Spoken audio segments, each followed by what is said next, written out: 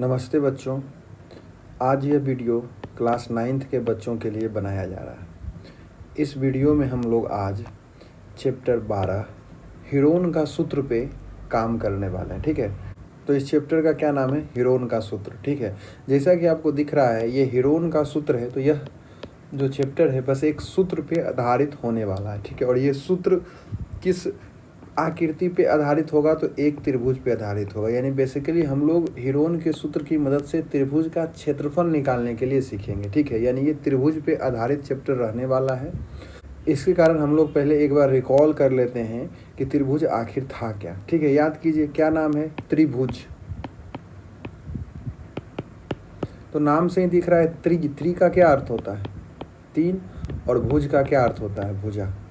यानी कि तीन भुजा से बंद आकृति जो है त्रिभुज कहलाता है। ठीक है, तो ये क्या है? एक त्रिभुज है। ठीक है, ये क्या है? ये एक त्रिभुज है। ठीक है, तो त्रिभुज याद कीजिए कितने तरीका का होता था। अगर भुजा के अनुसार से हम लोग याद करें तो त्रिभुज हमारा तीन प्रकार का होता था। एक था, याद कीजिए, समबाहु त्रिभुज। ठीक है, जैसा नाम वैसा काम। क्या है नाम? यहाँ देखिए, समबाहु। तो बाहु का अर्थ यहाँ क्या हो रहा है? भुजा।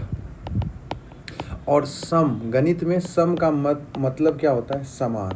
ठीक है, यानी समबाहु त्रिभुज का क्या मतलब हो गया? समान भुजा। यानी एक ऐसा त्रिभुज जिसका सभी भुजा क्या हो? समान हो। यानी कि समबाहु त्रिभुज में क्या आप देखिएगा कि तीनों भुजा जो है समान होगा। यानी कि अगर ये 5 है तो ये भी 5 और ये भी 5 होता था। ठीक है, याद कीजिए दूसरा नाम हम लोगों का क्या था? समद्विबाहु त्रिभुज। समद्विबाहु त्रिभुज। ठीक है, इसमें भी आप देख लीजिए, सम का मतलब क्या? समान। द्वि का मतलब क्या? दो। और बाहु का मतलब क्या? भुजा। यानी एक ऐसा त्रिभुज जिसमें दो भुजा क्या हो? समान हो, उसको समद्विबाहु त्रिभुज बोलते हैं। अच्छा, तीसरा हम लोग का क्या है? विषम बाहु त्रिभुज। क्या है? विषम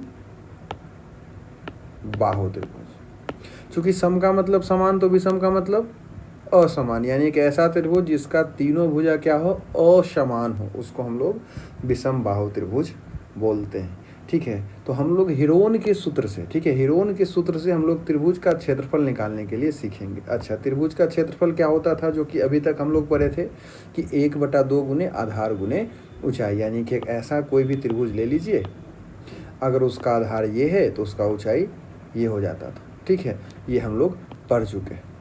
तो चलिए अब हम लोग हीरोन के सूत्र की ओर बढ़ते हैं और समझने का प्रयत्न करते हैं कि आखिर हीरोन का सूत्र है क्या।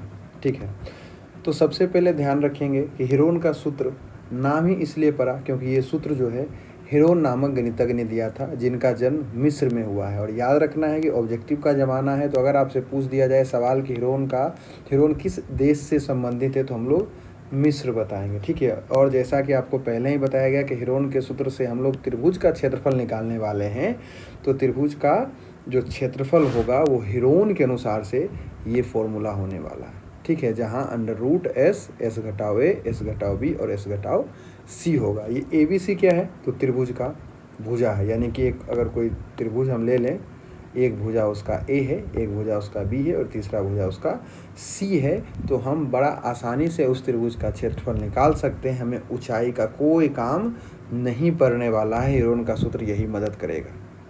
ठीक है, अच्छा, तो ABC तो समझ गए। S क्या है? तो S जो है वो अर्ध परिमाप है। यानी A + B + C/2, ये S का मतलब हुआ। ठीक है, हम एक आध सवाल देखेंगे तो इससे हमको समझ में आ जाएगा कि हीरोन के सूत्र की मदद से हम लोग कैसे त्रिभुज का क्षेत्रफल निकाल सकते हैं। ठीक है, फॉर्मूला बस हम इसका ध्यान रखने वाले हैं। ठीक है, याद कीजिए त्रिभुज का परिमाप क्या हुआ करता था? भुजाओं का योगफल। चूँकि यहाँ भुजा क्या है? ABC है, तो क्या हो जाएगा त्रिभुज का परिमाप? A + B + C हो जाएगा। तो S क्या हो गया? A + B + C/2, इसलिए हम इसे अर्ध परिमाप भी कह सकते हैं। ठीक है, चलिए हम एक सवाल से इसको समझने का प्रयत्न करते हैं। मान लीजिए एक त्रिभुज दिया गया है, उसका 3 भुजा है। ठीक है, ABC त्रिभुज का नाम होगा। ये एक भुजा का जो वैल्यू है वो 32 सेंटीमीटर दे रखा है, दूसरा भुजा का वैल्यू 24 सेंटीमीटर दे रखा है और तीसरा भुजा का वैल्यू 40 सेंटीमीटर दे रखा है। अब हम लोग क्या करेंगे? इस त्रिभुज का क्षेत्रफल निकालेंगे और किसकी मदद से? हेरोन के सूत्र की मदद से। तो हेरोन का सूत्र याद कीजिए क्या था? एस घटाओ ए, एस घटाओ बी और एस घटाओ सी अंडर रूट। तो सबसे पहले हम ए मान लेते हैं, किसी को भी आप ए मान सकते हो। तो मान लीजिए कि आपने 32 को ए मान लिया, बी मान लिया 24 को और सी मान लिया 40 को। ठीक है, आप किसी को भी ए बी सी मान सकते हैं। तो जो 3 भुजा दिया गया था तीनों को हम ए बी सी मान लिए। तो अब हम क्या निकालेंगे? एस निकालेंगे। एस कैसे निकल रहा था? तो तीनों को जोड़कर, यानी जो तीनों भुजा दिया गया है उसको आप जोड़ दें और 2 से भाग कर दें। ठीक है, तो ये कितना आ जाएगा? 48 सेंटीमीटर आ जाएगा। ठीक है, अब हम लोग क्या करेंगे? बड़ा आसानी से फॉर्मूला लगा लेंगे। ठीक है, फॉर्मूला पे ध्यान दीजिए। क्या है? एस है, तो एस की जगह हम क्या लिखेंगे? 48। फिर क्या बोलता है? एस घटाओ ए, तो हम क्या करेंगे? 48 घटाओ ए का वैल्यू दे देंगे। फिर 48 घटाओ बी का वैल्यू दे दीजिए और फिर 48 घटाओ सी का वैल्यू दे दीजिए। ध्यान से देखिए, एस बोला तो एस का मान यहाँ लिखाया, फिर एस घटाओ ए बोला तो एस घटाओ ए का मान, फिर एस घटाओ बी का मान और एस घटाओ सी का मान हम लोगों ने दिया। अब हम लोग क्या कर सकते हैं? अब हम बड़ा आसानी से इसे सॉल्व कर सकते हैं। जब इसे हम सॉल्व करेंगे, ध्यान से देखिए, तो ये 48 की 48, ये कितना घट के हो जाएगा? 16, ये घट के 24 और ये घट के 8। जब आप इसे सॉल्व करेंगे तो 384 सेंटीमीटर स्क्वायर हो जाएगा। ठीक है, हमेशा याद रखिएगा कि त्रिभुज का मात्रक हमेशा क्या होता है? स्क्वायर में होता है, इसलिए हम लोग स्क्वायर देंगे। ठीक है, और इसे आप सोल्व कर देंगे खुद से।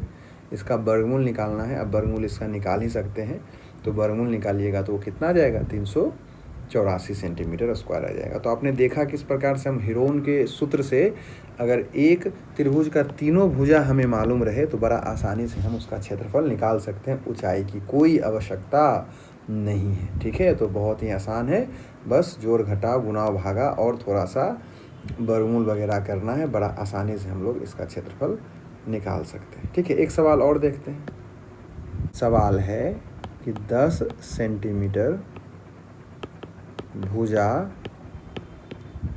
वाला समबाहु त्रिभुज का क्षेत्रफल, यानी कि एक त्रिभुज है और वो समबाहु है, यानी कि तीनों भुजा बराबर है, यानी कि ये भी 10, ये भी 10, ये भी 10, यानी ए बी और सी तीनों का मान क्या? 10 ही हो जाएगा। तो एस हमारा क्या हो जाएगा? तीनों मान को जोड़ देना था, 10 प्लस 10 प्लस 10 बटा 2 अर्थात क्या? 15। 30 बटा 2 क्या हो गया? 15 हो गया। तो त्रिभुज का क्षेत्रफल जब हम लोग निकालेंगे अंडर रूट एस घटाओ ए, एस घटाओ बी और एस घटाओ सी। ठीक है, अब इसे सोल्व कर दीजिए। 15, ये कितना? 5 और ये भी 5। इसको आप सोल्व कर दीजिए। जब इसको सोल्व कीजिएगा तो ये आ जाएगा 25√3 सेंटीमीटर स्क्वायर। ठीक है, और ये कैसे आता है आप ध्यान दें। जब जोड़ा लग गया तो रूट से बाहर, तो इसका जोड़ा लग गया तो 1 5 बाहर, और फिर 15 को अगर आप तोड़ दीजिएगा तो 3 गुने 5 हो गया, तो इस 5 5 का जोड़ा लग गया तो ये 5 बाहर, और 3 का जोड़ा नहीं लगा इसलिए रूट के अंदर रह गया, 5 5 बाहर हो गया, तो ये 25√3 हो गया। तो इस तरह से जो है हम इसका क्षेत्रफल निकाल सकते हैं। ठीक है, एक सवाल और देखते हैं। इस सवाल में कह रहा है कि समद्विबाहु त्रिभुज। ठीक है, क्या है? एक समद्विबाहु त्रिभुज है और उसमें जो असमान भुजा है, ठीक है, उसका जो मान दिया गया है वो 8 सेंटीमीटर है और जो समान भुजा है उसका मान जो है 5 सेंटीमीटर दिया गया है। ठीक है, तो हम सबसे पहले क्या निकालेंगे? ए बी सी लिख लेते हैं। ए हमारा क्या हो गया? मान लीजिए 8 हो गया। तो बी हमारा क्या हो जाएगा? 5 सेंटीमीटर और सी हमारा क्या हो जाएगा? 5 सेंटीमीटर। क्यों? क्योंकि समद्विबाहु त्रिभुज उसमें क्या होता है? 2 भुजा बराबर होता है। तो समान भुजा क्या था? 5, यानी 2 बार 5 रहा होगा। ठीक है, तो एस हम लोग क्या करेंगे? एस के लिए फिर तीनों को जोड़ देंगे। जो तीनों भुजा दिया गया है तीनों को जोड़ दीजिए और 2 से भाग कर दीजिए। तो इसको जब हम 2 से भाग किए तो कितना आ जाएगा, 9 सेंटीमीटर आ गया। ध्यान से देख लीजिए, जोड़ के 2 से भाग कर लीजिए। अब हम लोग क्या निकालेंगे, त्रिभुज का क्षेत्रफल निकालेंगे। और त्रिभुज का क्षेत्रफल कैसे आ रहा है, अंडर रूट एस घटाओ ए, एस घटाओ बी और एस घटाओ सी। ठीक, तो ये 9 की 9, ये घट के 1, ये घट के कितना 4 और ये घट के कितना 4। देखिए तो 9 का वर्गमूल क्या 3, 1 का वर्गमूल क्या 1, 4 का वर्गमूल क्या 2 और 4 का 2, यानी सब रूट से हो गया बाहर। सीधा गुना कर दीजिए, गुना करके कितना आ गया 12 और सेंटीमीटर है तो स्क्वायर में मात्रक लगा दीजिए। तो इस तरह से हम समद्विबाहु त्रिभुज का क्षेत्रफल निकाल सकते हैं। कोई दिक्कत? चलिए बुक का पहला एग्जाम्पल देखते हैं। इसमें त्रिभुज का क्षेत्रफल आपसे पूछ रहा है और 2 भुजा का मान दिया है और परिमाप दे रखा है। ठीक है, थोड़ा सा सवाल अलग हो गया। तो जब भी परिमाप दे रखा है मतलब क्या, a प्लस बी प्लस सी बराबर 32 दे रखा है। परिमाप का मतलब क्या है कि एक त्रिभुज रहा होगा, उसका 3 भुजा रहा होगा, तीनों भुजा को जो हम जोड़े होंगे तो परिमाप आया होगा। यही तो था फॉर्मूला, यानी a प्लस बी प्लस सी आपका 32 दे रखा है। अच्छा, एक तो आपका दे ही रखा है 8 और मान लीजिए बी आपका है 11 दिया हुआ। ठीक है, तो सी हम आप यहाँ से सी बड़ा आसानी से निकाल सकते हैं। तो कितना हो जाएगा 19 जुट के, और ये प्लस में उधर जाके माइनस। तो जब हम इसे घटाएंगे तो 32 घटाओ 19 हो गया। तो सी का वैल्यू हम लोगों को क्या आ गया 13। ठीक है, तो हम एस निकाल सकते हैं और एस बराबर क्या होगा, परिमाप का आधा 32/2 यानी कि 16। ठीक है, सेंटीमीटर। ध्यान से समझिए क्या था, एस हमारा क्या था, अर्ध परिमाप था, परिमाप का आधा था। तो परिमाप जब दिया है तो हम सीधा उसका आधा कर देंगे। जब भी सवाल में परिमाप दिया रहे तो एस के लिए क्या कीजिएगा, बस उसका आधा यानी 2 से भाग कर दीजिएगा। तो अब आपके पास ए भी है, बी भी है, सी है और एस भी है। तो आसानी से आप त्रिभुज का क्षेत्रफल निकाल सकते हैं। एस की जगह क्या लिखेंगे 16, फिर 16 घटाओ 8, फिर 16 घटाओ 11 और फिर 16 घटाओ 13। ठीक है, यानी कि पहले s लिखा जाता है, फिर s में पहला भुजा को घटाया जाता है, फिर s में दूसरा भुजा घटाया जाता है और s में फिर तीसरा भुजा घटाया जाता है। ठीक है, फिर जिसका जिसका जोड़ा लगेगा उसको रूट से बाहर कीजिए, जिसका जोड़ा नहीं लगेगा उसको रूट से बाहर नहीं कीजिए। तो इस तरह से 8√30 सेंटीमीटर स्क्वायर हम लोगों का आंसर हो जाएगा। ठीक है, तो आप इस पर ध्यान देंगे। एक सवाल और देखते हैं, उदाहरण 3। इसमें क्या कर रहा है, कह रहा है कि एक त्रिभुज का जो भुजा है उसका अनुपात दे रखा है। तो जब भी त्रिभुज का अनुपात दे रखा हो तो आप भुजा को मान लीजिए। ठीक है, कि एक भुजा यानी a मान लीजिए आपका 3x है, x लगा के मान लीजिए, b को मान लीजिए 5x और c को मान लीजिए 7x। जब भी परिमाप दिया रहे बस उसमें x लगा के आप उसको मान लें, यानी कि a b c हमारा इतना दिया गया है। परिमाप 300 है। परिमाप 300 का मतलब क्या है कि a प्लस बी प्लस सी हमारा 300 दे रखा है और ए बी सी अभी आपने जस्ट माना। तो क्या लिखिएगा 3x plus 5x plus 7x बराबर कितना 300। तो 7 5 12, 12 3 15x बराबर कितना 300। तो x बराबर कितना 300/15। ठीक है, तो जब इसे हम काट देंगे तो x का वैल्यू यहाँ से क्या हम लोगों को आ जाएगा 20। ठीक, तो जैसे ही x का वैल्यू 20 आया, a का वैल्यू क्या हो जाएगा 60। ध्यान से देखिए 20 दिया 60। b का वैल्यू क्या हो जाएगा 100 और c का वैल्यू क्या हो जाएगा 140। और s हमारा क्या बोले थे कि अगर परिमाप दिया है तो s का मतलब क्या हो जाएगा उसी परिमाप का आधा, यानी s हमारा क्या हो जाएगा 150। और अगर कन्फ्यूज़न है तो आप बिल्कुल ए बी सी जो तीनों आया है तीनों को जोड़कर 2 से भाग दे दीजिए, तब भी इतना ही आना है। और जैसे ही एस आ गया ए बी सी आ गया, आसानी से आप इसका क्षेत्रफल निकाल सकते हैं। ठीक है, और बाकी अगर दिक्कत है तो बुक में भी बना है इसका सॉल्यूशन, वहाँ से भी आप देख सकते हैं। ठीक है, तो उम्मीद करते हैं कि आपको हीरोन का जो सूत्र है उस पे आधारित सवाल या हीरोन के सूत्र की मदद से आप त्रिभुज का क्षेत्रफल निकाल सकते हैं। ठीक है, तो आप लोगों का एक तरह से होमवर्क हो गया कि एक्सरसाइज 12.1 जो है NCERT किताब से आप लोगों को बनाना है।